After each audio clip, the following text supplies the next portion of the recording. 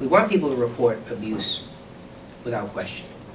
But we can't make people not report because they're not sure. So what we're going to do is we're going to retrain all of our staff in what does a proper restraint look like. What does it look like when someone breaks up an altercation between students? What does it look like when a kindergarten teacher has to redirect a small child? You know, the saddest thing I hear is teachers, first grade, kindergarten, they come up and they say, I'm afraid to hug the student when they skin the knee. And if you were to go into a classroom, that's what you would see, and now they're afraid to do that. They shouldn't be afraid to do that. And so we're going to train them on what proper restraint and physical contact looks like. Because if you deal with certain populations, whether they're behavioral issues or mental health issues, special education, you'd be trained in that.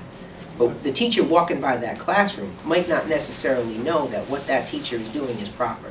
So we want to give them the context to make their decisions. The other thing that we've done is we've been advocating with the attorneys up at the State House to provide a definition of what reason to suspect is, so that when a teacher sees physical contact, they can run down the checklist of whether or not that's something that rises to the level of sexual abuse, physical abuse, or neglect.